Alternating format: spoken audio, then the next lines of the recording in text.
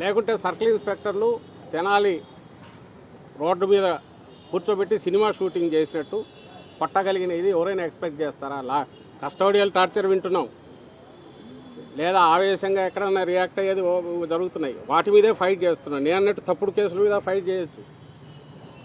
ఇది ఏ చట్టం లేదు, కేవలం కాకి డ్రెస్ వేసుకున్నారు కాబట్టి మేము శిక్ష కూడా వేస్తాం. ఎక్కడో అండర్ డెవలప్డ్ దేశాల్లో, వెనకబడిన దేశాల్లో వినేవాళ్ళం, ఆటవిక నియమాలు ఉన్న చోట వినేవాళ్ళం, రాళ్లతో పెట్టి కొడతారని ఇది చేస్తారు. అది కూడా తెగల వాళ్ళు ఎవరో చేస్తే, ఇది ఏకంగా మీకు అధికారం ఎక్కడి నుంచి వచ్చింది? నువ్వు పోలీస్ డ్రెస్ వేసుకునే వల్ల వచ్చింది. అది ఎక్కడి నుంచి వచ్చింది? నీకు రాజ్యాంగం వల్ల వచ్చింది. నువ్వు లా అండ్ ఆర్డర్ ప్రొటెక్ట్ చేయమంటే ఒకరెవరైనా కేసుకు సంబంధించి నిర్ణయించాల్సిన న్యాయస్థానం అయితే నువ్వు న్యాయస్థానం దాటి పంచాయతీ చేయడం కాదు, శిక్ష కూడా నువ్వే చేస్తున్నావు, రేపు ఉరి కూడా నువ్వే తీస్తావు. ఇట్లాంటి వాళ్ళు ఉంటే సమాజానికి చీడపురులని నువ్వు అనుకొని వీళ్ళు చేస్తారు. ఈ విచ్చలవిడితనం ఇది ఎక్కడి నుంచి వచ్చింది? ఈ బరి తెగింపు ఎక్కడి నుంచి వచ్చిందంటే పొలిటికల్ ఎస్టాబ్లిష్మెంట్, పొలిటికల్ లీడర్షిప్. స్టేట్ను హెడ్ చేస్తున్న ముఖ్యమంత్రి ఆయన కొడుకు స్వయంగా అవును మేము రెడ్ బుక్ రాజ్యాంగం ఇంప్లిమెంట్ చేస్తాం, రెడ్ బుక్ అంటే ఇట్లుంటుంది, తాట తీస్తాం అని ఓపెన్గా చెప్పి అలా చేసిన వాళ్ళకే రివార్డు ఉంటాయని చెప్పినందువల్లే కొంతమంది అధికారులు కానీ పోలీసులు కానీ ఈ పనులు చేయగలుగుతున్నారు. దానికి తగినట్టే మిగిలిన డిపార్ట్మెంట్లు యూర్పాలు చేసుకుని చేస్తున్నారు. ఇది డేంజరస్. ఈ డేంజరస్ ట్రెండ్ ఏదైతే వార్న్ చేస్తూ వచ్చామో, ఏ గవర్నమెంట్ అయినా ఉండొచ్చు, కానీ అదుపు తప్పిపోయిన తర్వాత ఆ తర్వాత గవర్నమెంట్ను వాళ్ళు లెక్కలేకేసుకోరు, సిస్టమ్ అది కొలాప్స్ అయినాక ఘోరంగా నష్టపోయేది సామాన్య ప్రజలు ఇబ్బంది పడతారు. ఎందుకంటే లాస్ట్ టైము సజ్జల గారి చేతిలో, లాస్ట్ హోమ్ మినిస్టర్ చేతిలో కానీ సీఎం చేతిలో కానీ పోలీస్ డిపార్ట్మెంట్ ఉండేది కాదు, సజ్జల గారి చేతిలో ఉండేది.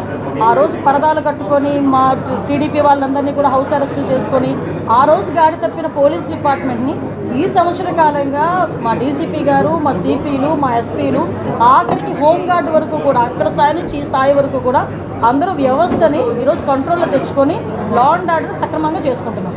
అది ప్రజలు కూడా గమనించారు. చట్టాన్ని కంట్రోల్ చేయాల్సింది పోలీసులు. చట్టాన్ని పోలీసులు చేతిలోకి తీసుకోవడం ఏంటి? విషయం ఏంటంటే ఒకటండి, నాకు అర్థం కానిది ఏంటంటే తప్పు చేసినోడికి కులం ఏంటి, మతం ఏంటి, అదొక్కటి చెప్పండి. అది వాళ్ళు గాంజా బ్యాచ్. నిన్న కూడా మా వాళ్ళు డిపార్ట్మెంట్ అంతా కూడా ప్రెస్ నోట్ కూడా రిలీజ్ చేశారు డీజీపీ గారు.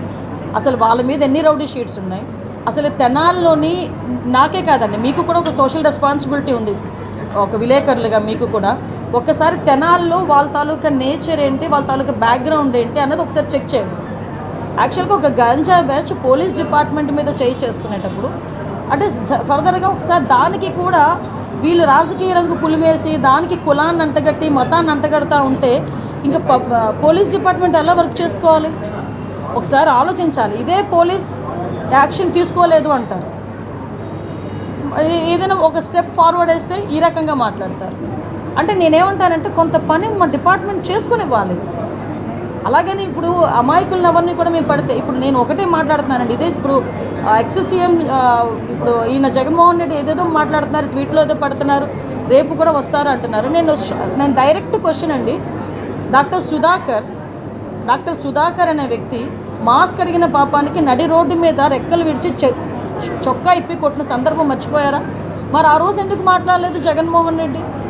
ఆ రోజైతే భావ స్వేచ్ఛా ప్రకటన, ఆ రోజైతే అదే చంద్రబాబు నాయుడు గారు అమరావతి చూడటానికి వెళ్తే బస్సు మీద రాళ్ళు ఇసురుతూ ఉంటే ఆ రోజు ఎందుకు రాళ్ళు ఇసిరారంటే భావ స్వేచ్ఛా ప్రకటన అని మాట్లాడారు. అదే పోలీస్ డీజీపీ ఆఫీస్కి పక్కనే ఉన్న మా సెంట్రల్ ఆఫీస్ మీద దాడి చేస్తే మా కార్యకర్తలకి బీపీ వచ్చింది అన్నారు. ఇవన్నీ ఎక్స్-సీఎం మాట్లాడిన మాటలే కదా. ఈరోజు ఇప్పుడు అదే వరప్రసాద్ అని, మన రాజమండ్రిలో వరప్రసాద్ అని ఇసుక మాఫియా గురించి మాట్లాడితే పోలీస్ స్టేషన్లో కూర్చొని శిరోముండనం చేస్తే మరి ఆ రోజు ఎందుకు మాట్లాడలేదు? దళిత నాయకుడు, ఆ రోజు దళితుడు ఎందుకు శిరోముండనం చేశారు అని చెప్పి ఆ రోజు ఎందుకు మాట్లాడలే? ఆ రోజు ఎందుకు వరప్రసాద్ ఇంటికి వెళ్ళి పలకరించలే? ఆ రోజు ఎందుకు డాక్టర్ సుధాకర్ ఇంటికి వెళ్ళి పలకరించలే? ఆ రోజు ఎందుకు ప్రవీణ్ ఇంటికి వెళ్ళి పలకరించలే? అంటే పులివెందల నాగమ్మ అనే అమ్మాయిని చాలా బ్రూటల్గా హత్య చేస్తే మేము వెళ్తే మా మీద అట్రాసిటీ కేసులు పెట్టారే. మరి పులివెందల నియోజకవర్గంలో నాగమ్మ ఇంటికి ఎందుకు ఆ రోజు జగన్మోహన్ రెడ్డి వెళ్ళే? ఈరోజు రాజకీయ లబ్ధి గురించి కులాలని మతాలని రెచ్చగొట్టడానికి మాత్రమే ఈరోజు తప్పు చేసిన వాడి ఇంటికి, అదేవిధంగా గాంజాయి బ్యాచ్ వాళ్ళ ఇంటికి వెళ్తున్నాడంటే అతని బ్యాక్గ్రౌండ్ ఏంటో మనం కూడా ఆలోచించుకోవాలి, ప్రజలు కూడా ఆలోచించుకోవాలి. చట్ట ప్రకారం ఏం చేయాలన్నా పోలీసులకే చెల్లుతుంది. ఏ పోలీస్ అయినా చట్ట ప్రకారమే చేయాలి, చట్ట ప్రకారమే చేస్తారు, చట్ట ప్రకారమే చేస్తున్నారు. ఓకే. హిట్ టీవీ యాప్, ఇందులో short news, live news, entertainment shows, movies, digital magazines తో పాటు మీ జిల్లా వార్తలను కూడా ఫ్రీగా చూడొచ్చు. అంతేకాదు కేజీ నుంచి పీజీ వరకు విద్యార్థులకు స్కాలర్షిప్ కూడా అందిస్తున్నాం. ప్రతి వారం 10 మందికి లక్కీ డ్రా ద్వారా ఒక్కొక్కరికి 10,000 రూపాయలు అందిస్తున్నాం. ఇంకెందుకు ఆలస్యం, వెంటనే హిట్ టీవీ యాప్ ని డౌన్లోడ్ చేసుకుని ఫ్రీగా ఎంటర్టైన్మెంట్ పొందండి. Hit TV app. Hit TV app. Please download hit TV app. Hit TV యాప్ని ఫ్రీగా డౌన్లోడ్ చేసుకొని ఎంజాయ్ చేయండి. మీకు నచ్చిన ఎంటర్టైన్మెంట్ కోసం హిట్ టీవీ యాప్ ని ఫ్రీగా డౌన్లోడ్ చేసుకొని ఎంజాయ్ చేయండి. హిట్ టీవీ యాప్ని డౌన్లోడ్ చేసుకుని ఆస్వాదించండి, ఆశీర్వదించండి. ఇంతమంది సెలబ్రిటీలు హిట్ టీవీ యాప్ ని డౌన్లోడ్ చేసుకోండి అని చెప్తున్నారంటే ఎంత మంచి యాప్ ఆలోచించండి.